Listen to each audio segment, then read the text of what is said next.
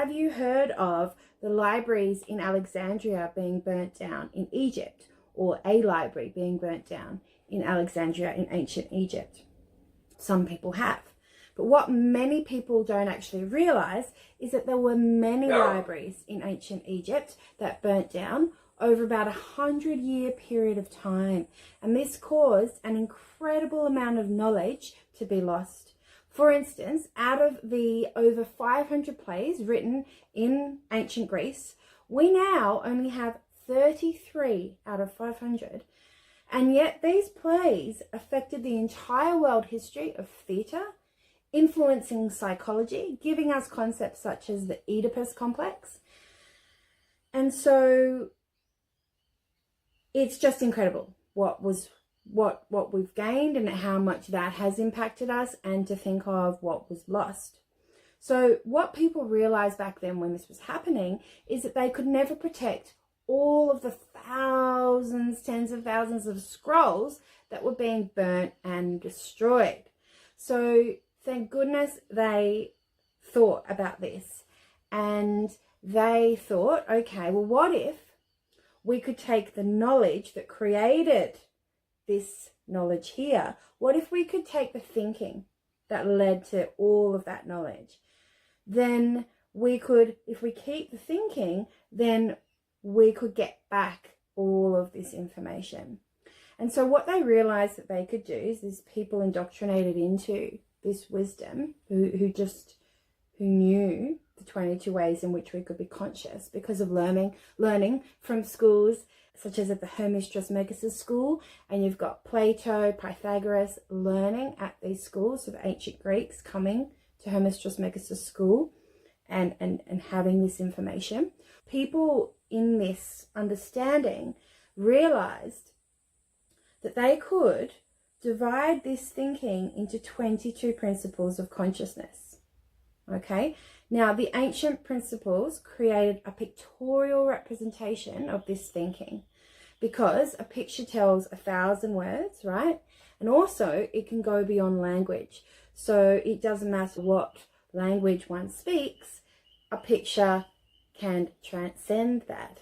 And of course that was important in the time, because again at the Hermes Trismegistus school in ancient Egypt, you had all of the cultures, all of the amazing cultures bringing the best of their ancient wisdom to this school and sharing and collaborating. So it's just incredible what was here. And then once they created these 22 pictorial representations in which we can be conscious, which is all of the thinking that ever was, is, and will be, that again created the information in the scrolls. When they realized just how powerful these 22 pictorial representations are, well, they realized this information has got to stay with the right people to remain ethical, because it's so powerful. And like anything in the world with polarity, we can take a concept and we can bring it to the light, or we can bring more shadow to the world with what we know.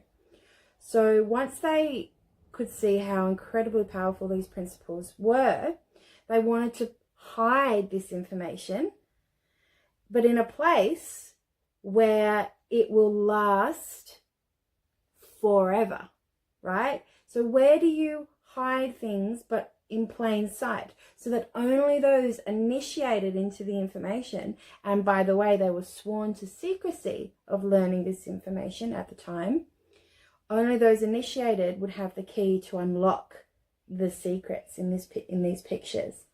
And so what they did was they hid these secrets, these pictorial representations, all throughout art, myths, legends, stories, literature, plays, which they spread far and wide, that we still have this today. So once you know this information, you see it all throughout art, in music, and through these stories. And again, only those initiated into the information would have the keys to unlock it. Now, these secrets, so now it was secret information, these secrets were taught in mystery schools. And this knowledge had a massive impact in the advancement of culture and learning wherever they were found. They spread throughout ancient Egypt and Greece and helped to create those great civilizations that still influence us today.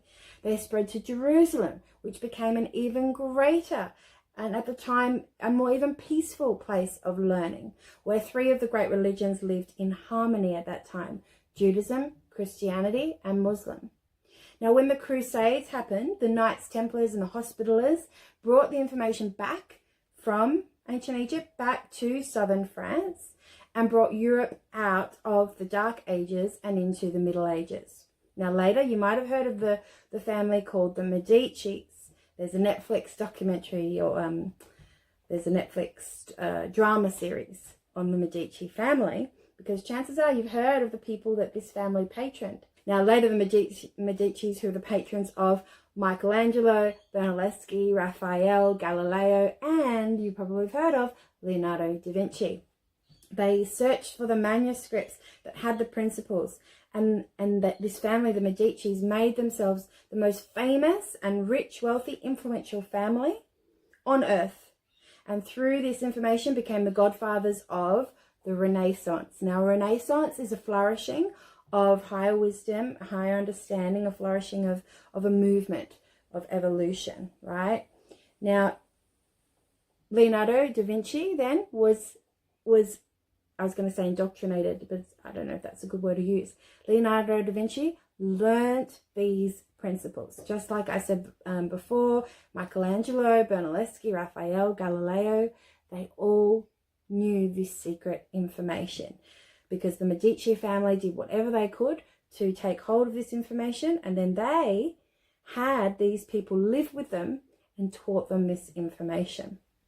Then in England, we have Elizabeth I and Shakespeare, who knew this information and brought in a golden age using these principles. And later in France, it spearheaded the Enlightenment movement.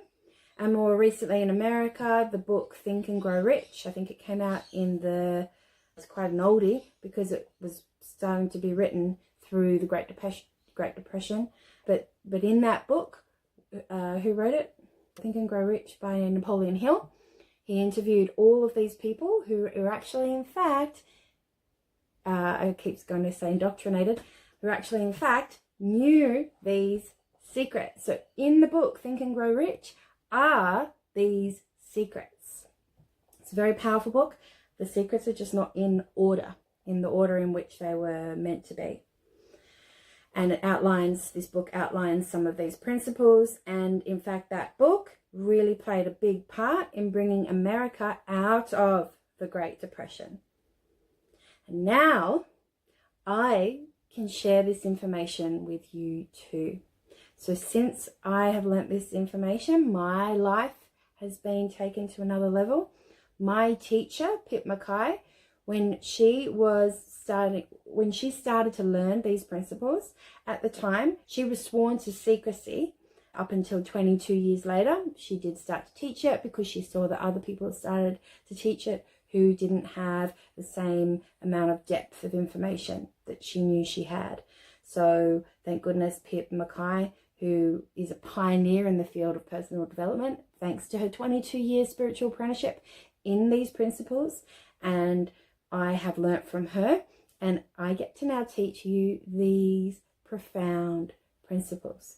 Because out of the 22 ways in which we can be conscious, the first 8 are how we manifest in our world.